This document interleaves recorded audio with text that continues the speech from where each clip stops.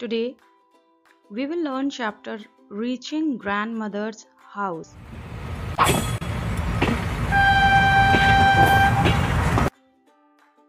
In the previous two chapters, we read the whole journey of Omna right from Gandhidham in Gujarat to Kottayam in Kerala. Let's see what happened after that.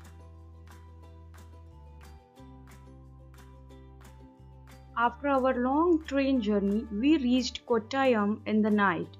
Valyamma's house was not far from the station, and we had to take 2 auto rickshaws to get there. By then, I was very sleepy and did not even wait to eat anything. ओमना कहती है कि बहुत लंबी यात्रा के बाद वो रात में कोट्टायम पहुंचे। उनकी वल्यामा यानी कि मौसी का घर स्टेशन से बहुत दूर नहीं था। उन्हें 2 ऑटो रिक्शा करने पड़े वहां पहुंचने के लिए। तब तक ओमना को बहुत नींद आ रही थी और उसने कुछ खाने तक का वेट नहीं किया।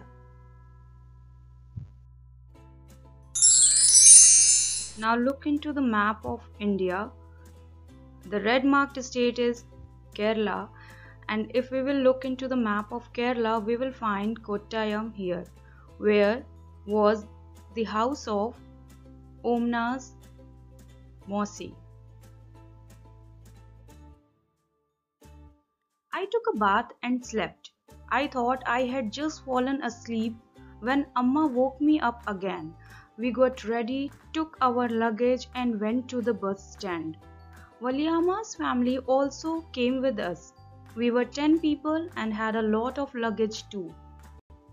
ओमना बताती है उसके बाद कि उसने बाथ लिया और वह सो गई। उसने सोचा, उसे लगा कि वो जस्ट सोई थी कि तब तक उसकी अम्मा ने उसे उठा दिया। मतलब वो इतनी गहरी नींद में थी कि उसे लगा कि वो बस सोई थी और उसकी अम्मा ने उसे दोबारा उठा दिया। वो तैयार हुए, उन्होंने अपना सामान उठाया और वह बस स्टैंड की ओर चल दिए। उसकी जो मौसी की फैमिली थी, उनका परिवार भी उनके साथ था। टोटल ये लोग 10 लोग थे और उनके पास बहुत सारा सामान था। The bus conductor came and Appa bought tickets for all of us. We managed to get seats. As it went along, the bus got very crowded. People were sharing the seats. We also had to share our seats. After a long ride, the bus reached the last stop.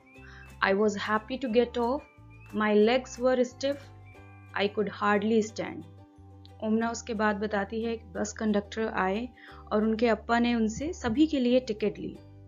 उन्होंने कैसे ही अपनी seat manage की और जब बस आगे चल दी तो बस में और भी लोग आते गए और बस पूरी क्राउडेड होती गई।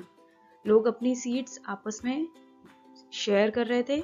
हम लोगों को भी अपनी सीट शेयर करनी पड़ी।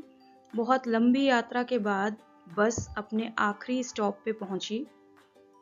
ओमना बहुत खुश हुई उतरते हुए, क्योंकि उसके पैर जो थे वो बिल्कुल जम गए थे एक ही जगह पे बैठे बैठे, और वह खड़ी भी नहीं हो पा रही थी। I thought that we had finally reached Ammuma's village. But no, our travel had not ended yet. The bus had dropped us by the waterside. Look, Amma pointed across the water. That is where we have to go. But how will we get there? I wondered. ओमना को लगा कि उनकी यात्रा खत्म हो चुकी है और वो अम्मुमा के विलेज में पहुंच गई है, यानी अपनी नानी की गांव में पहुंच गई है। लेकिन नहीं, उसकी यात्रा अभी तक खत्म नहीं हुई थी। बस वाले ने उसे पानी के किनारे छोड़ दिया था और अम्मा ने उसे बोला कि वो देखो, एक जगह इशारा करते हुए कि हमें वहां जाना है। But ओमना was wondering that how will we get there, कि हम वहां पहुंचेंगे कैसे। Just then I saw a boat coming. There is the ferry, Amma said. Immediately a big crowd of people started getting off. School children, men, women, all with their own packets and luggage. Amma explained that the ferry was used by people to cross the water and reach the other side. तभी उसने देखा एक नाव को आते हुए।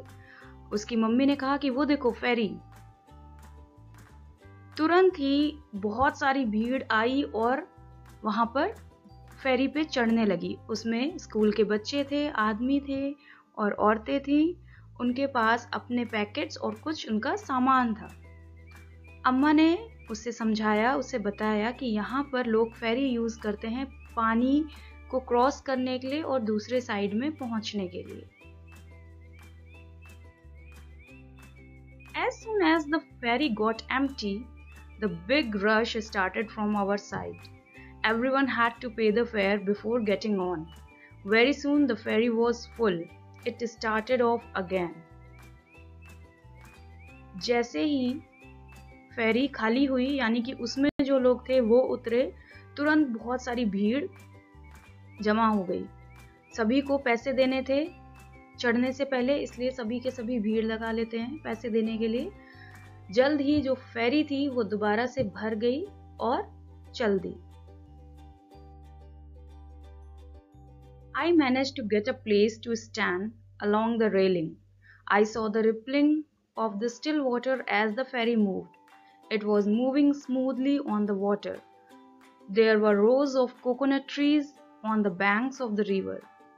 As we moved swiftly, I could see people fishing, washing, bathing along the banks and working. कैसे ही ओमना ने manage करके अपने जगह रेलिंग के बिल्कुल पास में ले ली। वो देख रही थी, जब बोट चल रही थी, फेरी चल रही थी, तो पानी जो घूम रहा था उसको देख रही थी वो, और कितनी स्मूथली बोट चल रही थी पानी में ये भी देख रही थी। और लाइन से कोकोनट ट्रीज यानी कि नारियल के पेड़ लगे हुए थे नदी के किनारों पर।